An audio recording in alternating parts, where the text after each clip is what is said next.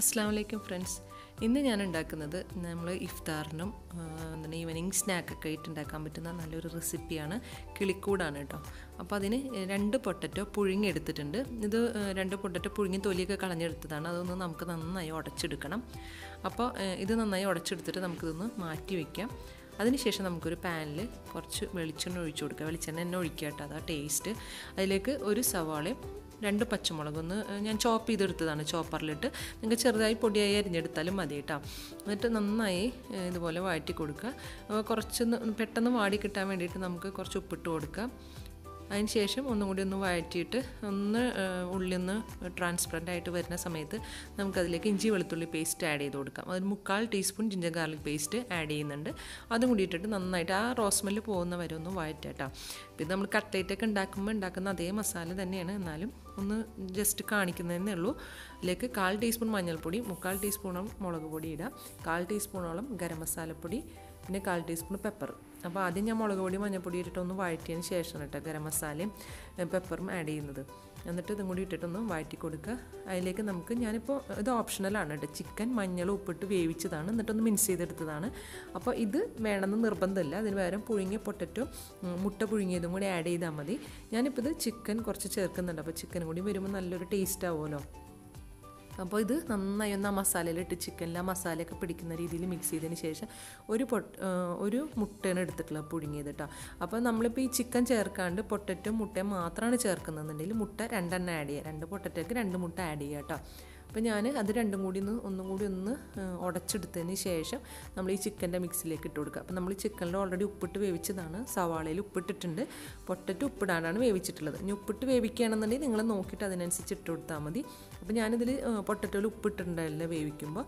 അപ്പോൾ അതുകൊണ്ട് തന്നെ ഞാൻ ഇതിലേക്ക് കുറച്ച് ഉപ്പും കൂടി ആഡ് ചെയ്ത് എല്ലാം ഒന്ന് ഉപ്പൊക്കെ നോക്കി കറക്റ്റാക്കി വെച്ചിട്ടുണ്ട്. പിന്നെ നമുക്ക് കുറച്ച് മല്ലിയിലയും കൂടി ചേർത്ത് നന്നായി ഒന്ന് മിക്സ് ചെയ്തെടുക്കാം. അപ്പം നമ്മുടെ മിക്സ് ഇവിടെ റെഡി ആയിട്ടുണ്ട്. ഒന്ന് മിക്സ് ചെയ്ത് എല്ലാം കൂടി ഒന്ന് യോജിപ്പിച്ചെടുത്ത് കഴിഞ്ഞാൽ നമ്മളിവിടെ ഇത് റെഡി ആയിട്ടുണ്ട് കേട്ടോ.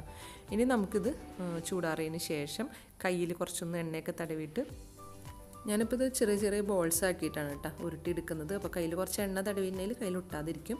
അപ്പോൾ അത് നിങ്ങളുടെ ഓരോരുത്തരുടെ ഇഷ്ടത്തിനനുസരിച്ച് ഉരുട്ട് നമുക്ക് ഈ ബോൾസ് ഷേപ്പിലല്ലാണ്ട് വേറൊരു ഷേപ്പിൽ ആക്കണമെന്നുണ്ടെങ്കിൽ അങ്ങനെ ചെയ്യാം. ഞാനിപ്പോൾ ചെറിയ ചെറിയ ബോൾസ് ആക്കിയിട്ടും പിന്നെ ഇതുപോലെ ആ ഒരു ഫോട്ടോയ്ക്ക് വേണ്ടിയിട്ട് ചെറിയൊരു കിളിക്കൂട് എന്നല്ലേ പേര്. അപ്പോൾ അതുകൊണ്ട് തന്നെ ആ ഒരു ചെറിയ രീതിയിൽ ഇതുപോലെ പരത്തിയിട്ട് ചെയ്യുന്നുണ്ട്. അതൊരു 2-3 ചെയ്ത് വെച്ചിട്ടുണ്ട്, ബാക്കിയൊക്കെ ബോൾസ് ആക്കിയും വെച്ചിട്ടുണ്ട് കേട്ടോ. അപ്പോൾ നമുക്ക് വേണ്ടത് സേമിയയാണ്, വറുക്കാത്ത സേമിയയാണ് കേട്ടോ എടുത്തിട്ടുള്ളത്. പിന്നെ 2 മുട്ട, അതൊന്ന് മുട്ടയിൽ മുക്കിയിട്ട് ഈ സേമിയയിൽ മുക്കിയിട്ടാണ് നമ്മളിത് ഫ്രൈ ചെയ്തെടുക്കുന്നത്. അപ്പോൾ ഞാനിപ്പോൾ മുട്ട ഒന്ന് ബീറ്റ് ചെയ്ത് വെച്ചിട്ടുണ്ട്. അതിലേക്ക് നമുക്ക് ഈ ബോൾസ് ഓരോന്നായിട്ട് ഇട്ട് കൊടുക്കാം. ബോൾസ് ഇട്ടിട്ട് നമുക്ക് ആ ബോൾസ് മുട്ടയിലൊന്ന് നന്നായി ഒന്ന് ഉരുട്ടിയെടുത്തതിന് ശേഷം ഈ സേമിയയിലേക്ക് ഇട്ട് കൊടുക്കാം. സേമിയയിലേക്ക് ഇട്ട് കൊടുത്തിട്ട് നമ്മൾ ആ സേമിയ നന്നായി കവർ ചെയ്തിട്ട് പിന്നെ തൊടാണ്ട് ഒരു 5 മിനിറ്റോളൊക്കെ ഒന്ന് വെക്കുക കേട്ടോ. എന്ന് വെച്ചാൽ ഇത് അപ്പം തന്നെ അങ്ങോട്ടും ഇങ്ങോട്ടൊക്കെ എടുത്ത് മാറ്റി വെച്ച് കഴിയുമ്പോൾ നമ്മൾ ഇതുമ്മിൽ ഒട്ടിയിരുന്നേന്ന് സേമിയൊക്കെ വിട്ടുപോകും. അപ്പോൾ ആ മുട്ടയുടെ ആ ഒരു വെള്ളത്തിൻ്റെ ഇതില്ലേ അതൊന്ന് ഉണങ്ങുന്നവരെയും നമുക്കത് നന്നായി സേമിയ കൊണ്ട് കവർ ചെയ്തിട്ട് അവിടെ ഒരു സ്ഥലത്ത് മാറ്റി വയ്ക്കാം. അപ്പോൾ അങ്ങോട്ടും ഇങ്ങോട്ടും എടുത്ത് മാറ്റണ്ട. അത് ആ ഒരു സൈഡിലേക്കായിട്ട് ഇതിൻ്റെ മുകളിലായിട്ട് കുറച്ച് സേമിയൊക്കെ ഇട്ട് നന്നായിട്ട് കവർ ചെയ്ത് നന്നായി ഒന്ന് കൊടുത്തിട്ട് നല്ലോണം ഇതുപോലെ കവർ ചെയ്തിട്ട് വെക്കുക. എന്നിട്ട് അത് അങ്ങനെ അവിടെ വെക്കുക കുറച്ച് നേരം. എന്നാലും നമുക്കിത് ഒട്ടിരിക്കുള്ളൂ. അല്ലെന്നുണ്ടെങ്കിൽ വെച്ചാൽ അപ്പം തന്നെ നമ്മളെടുത്ത് അങ്ങോട്ട് മാറ്റുമ്പോൾ ഇത് വേഗം വിട്ടുപോരും. പിന്നെ നിങ്ങൾക്ക് ഇങ്ങനെ എടുക്കാൻ ബുദ്ധിമുട്ട് തോന്നുകയാണെങ്കിൽ ഈ മുട്ടയിൽ മുക്കി ബ്രെഡ് ക്രംസിൽ മുക്കിയിട്ട് നമ്മൾ സാധാരണ കട്ട്ലേറ്റ് ഉണ്ടാക്കുന്ന പോലെ ഫ്രൈ ചെയ്തെടുത്താലും നല്ല ടേസ്റ്റ് തന്നെയാണ്. അപ്പോൾ ഇങ്ങനെ ആക്കുമ്പോൾ നമ്മൾ ശ്രദ്ധിക്കണം, കുറച്ച് നേരം അവിടെ വെച്ചിട്ട് വേണം, ഉണങ്ങിയതിന് ശേഷം വേണം നമ്മളിതെടുത്ത് ഫ്രൈ ചെയ്യാനായിട്ട്. അല്ലെങ്കിൽ അപ്പം തന്നെ ഇതെടുക്കുമ്പോൾ തന്നെ ഇതുമൊന്ന് വിട്ടുപോരും സേമിയ.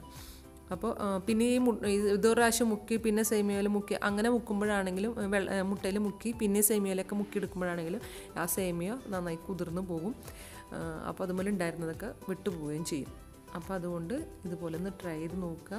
നല്ല ടേസ്റ്റാണ് കേട്ടോ. ഇതിപ്പോൾ ബ്രെഡ് ക്രംസിൽ മുക്കി ഫ്രൈ ചെയ്താലും നല്ല ടേസ്റ്റാണ്. അപ്പോൾ ഇൻഷാ അല്ലാഹ് അടുത്തൊരു വീഡിയോ ആയിട്ട് വീണ്ടും വരാം. Thank you.